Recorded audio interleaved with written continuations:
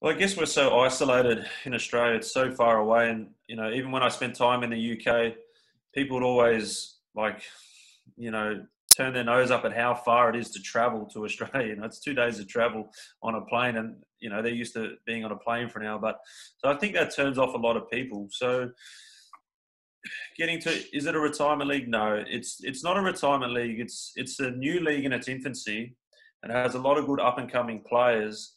And it's very similar, I guess, to Japan and MLS when they started, in terms of you're looking for notoriety. So those experienced players, profile players, and at that point in time, you're not going to get, Thierry Henry when he's 26. It costs too much, and he's going to play in the top leagues in the world. So The VAR Show.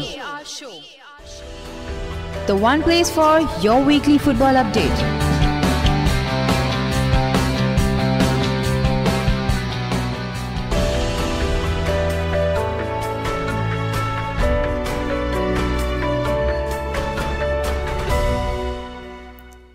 Hola, very warm welcome to the VAR Show, the show which talks about all the various major football leagues in detail. Today we are going to continue the theme of interviews, and we have the manager of Guam national team, Mr. Karl Dodd, with us today. So without wasting much time, I would like to first thank Karl for coming on the show. Thank you so much and welcome to the show. And I would like to begin by asking you, how are you and what are you doing during this pandemic period? Well, first of all, thank you for inviting me to the show, and I hope you guys are all well there too. This period, it's been interesting, but I came back to Australia in mid-March to be with my wife, who's pregnant. So it's been good in a way because I've got to spend a lot of time with her. We're due in September, but I've just been working from home, becoming an expert at Zoom, coordinating training programs for isolated training in individuals. And there's always a lot of administration work and planning to do. So just been keeping busy at home. So we'll talk about a lighter topic, that is football, and you have a huge amount of experience in playing in different leagues as a manager and as a player. So how are the footballing cultures different in the various different regions you have played in? Well, I think I'll make it a bit more global. So I think in Europe compared to Asia, it's the mindset. I mean, there's very good players in Asia, very good players, but I think if they can alter their mindset in terms of being more ruthless and, taking football seriously. And even though we have professional leagues, some people think that they're serious, but there's so much more to it than that, and they could be such better players. And also in Asia, I'm not sure if it's a respect thing. I know in Australia, we're probably a little bit arrogant, I would say, in terms of we think we can beat anyone. That's our mentality in Australia. But working in other Asian countries, it seems to be one that's probably too respectful of the opposition. I mean, for those 90 minutes, it's a war. And I think they still take that into those 90 minutes. If they could change that from, again, that mindset, it would make a big difference. But like I said, I've seen some excellent players in Asia. And even on Guam, there's players that should be playing professionally. But if they could change their mindsets and the way they operate, then they would be in those leagues. So I'll talk about the Australian A League because you have been involved so much as a player there. So as a foreign spectator, the general conclusion we draw of the A League is that it's a retirement league. Like you had big profile players like Emil Heskey coming there, but that was towards his latter end of his career. Even someone like David Villa, Can you shed some light on a topic, whether it's true or what I'm saying is completely false? Can you shed some light on it? Sure.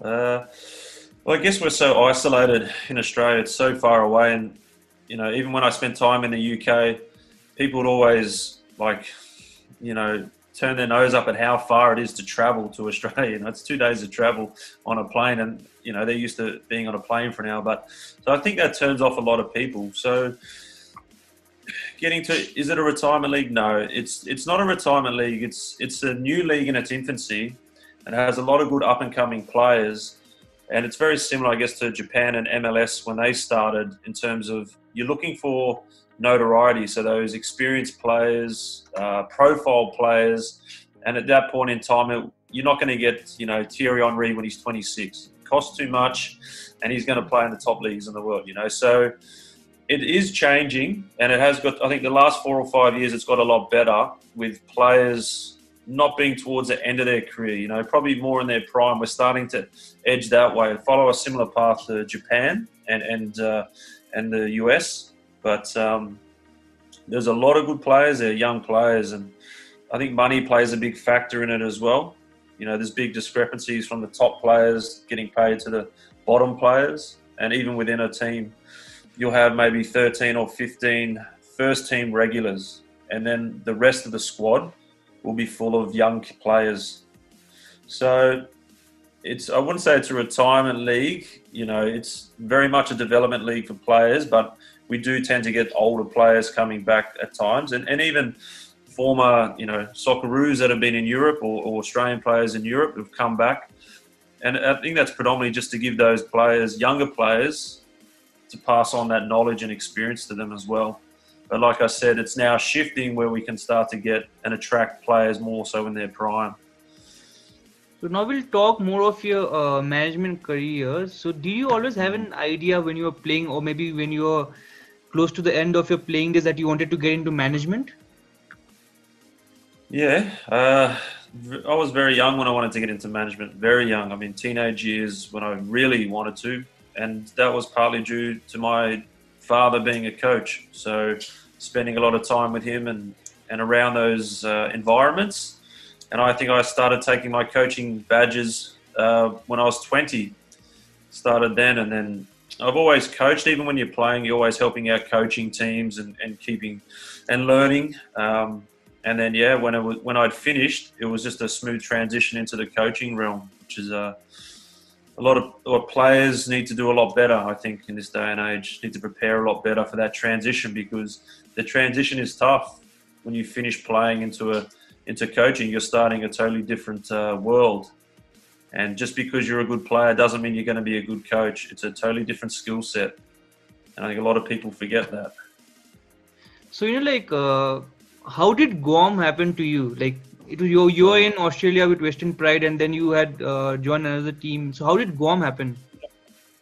I probably spent a lot of time in Australia and played overseas a little bit, but just coaching in various clubs in Australia, it kind of gets a bit stale. And former technical director of Guam at the time asked me to apply for the national team job at Guam, and I was very hesitant at the start because I'd never coached in the national team. I didn't know what to expect, and you know, was I ready for that? And she just convinced me after a couple of months to throw my hat in the ring and apply for it. So I applied, and it went down to 4 people for the interview, the last 4, and I think I did well enough in that interview to get it. So it come out of nowhere, to be honest, but it was something, I needed a different challenge, something new, and it's been excellent, to be honest.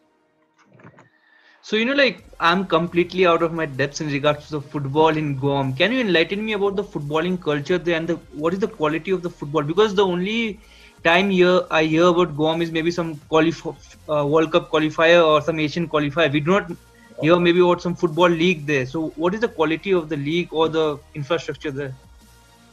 Yeah, so it's because it's a US territory. It's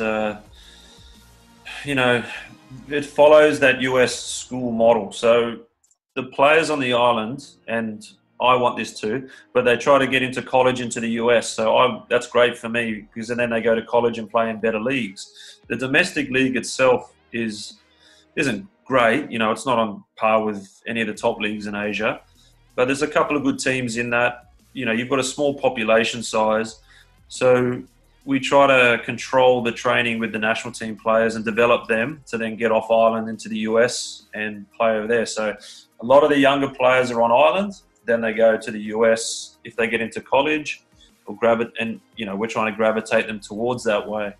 But it's a developing league, that's for sure, and the people are keen for that to change. But we're also trying to implement a new playing style and philosophy. So it's been positive so far. So is football the first sport in Guam? It's the most played sport. But again, it's an interesting one because NFL or gridiron, is very big in America and basketball.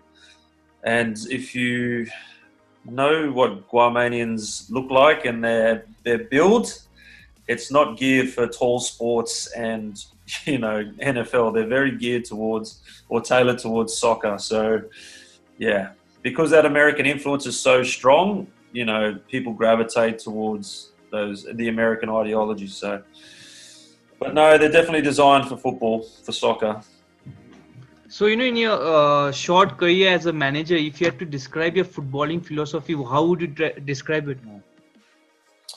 It's a proactive, possession-based style, an effective one, tailored with a ruthless mindset, I would like as well. So, like to be in control of the game, use the ball effectively. We don't want to keep possession just for the sake of it, and we want to be ruthless in attack and also in defence. So that's my philosophy as a coach. So, are you able to implement that in the quality of the players you have at the moment? Well, it's a good challenge. I mean, it's a good test as a coach, definitely. So, like I said, it's been a fantastic experience because it's my beliefs and trying to implement that into Guam and its culture and its playing style. And the players have been very receptive. It just takes time, and then making the quality of the player better and better as years go on. So it's a long-term project to make change. It's not going to happen quickly, but you definitely learn a lot trying to implement it with, on the island, that's for sure. So, as a coach, what is your go-to formation? Like, which is the formation you like the most, or you would like to ideally implement in your teams? Yeah, it's an interesting one. People talk about formations all the time, and in my opinion, I think a formation is based on the players you've got. There's no point playing, a 4-4-2 if you don't have any strikers. So you have to look at the players you've got first, and then the formation is just a number. It'll change based on the opposition during the game, and that.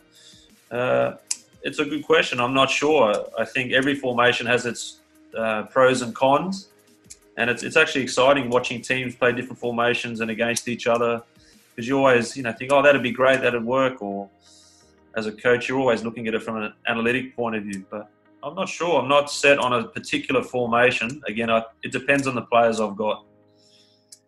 So, you have managed at club level, at Western Pride, and also at the national level right now. Which one do you prefer personally?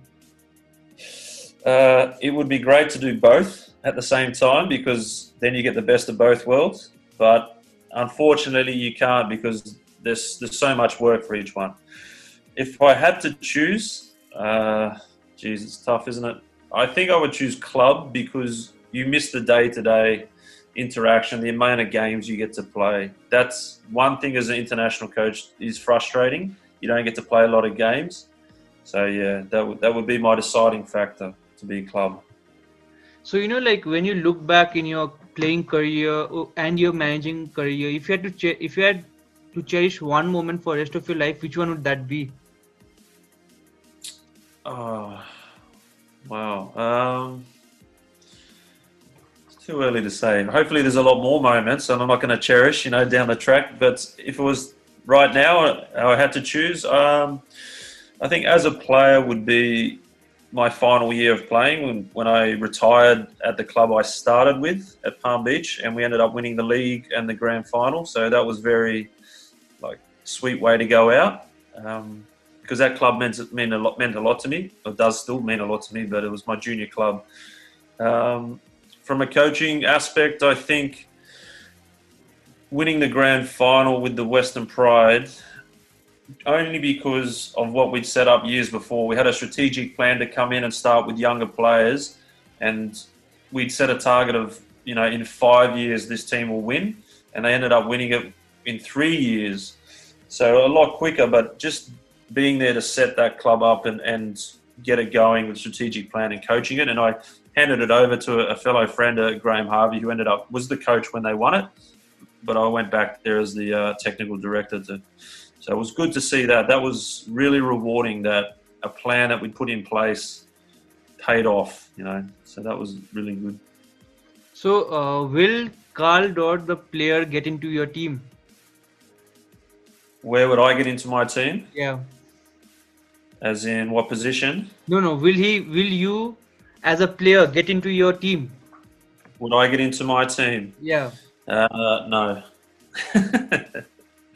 No. Unfortunately, I was never quick. I think from that point of view, so I developed the other side of my game: anticipation, game intelligence. I had to get by.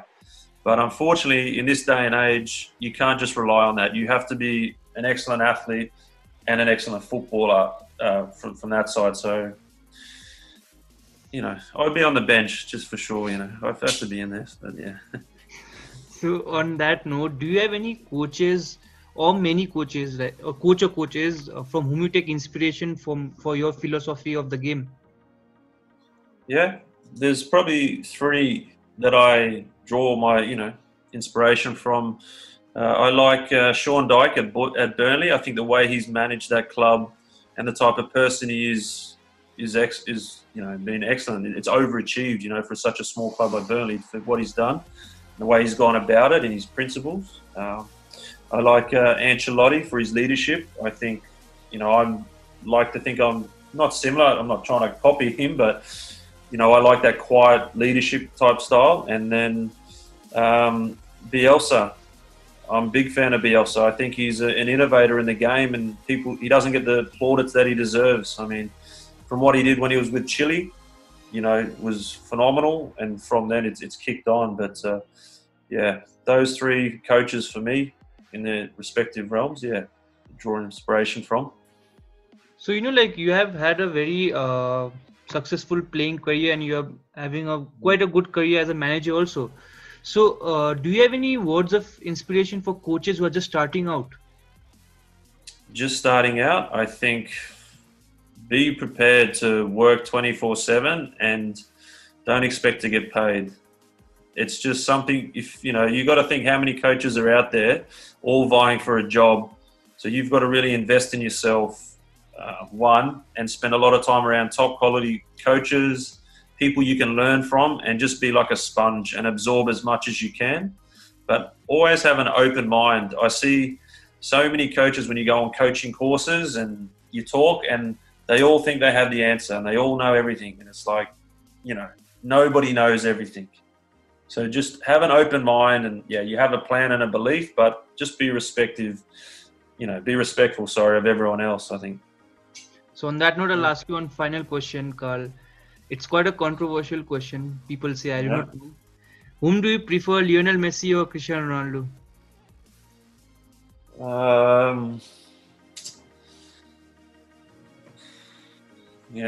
Good question.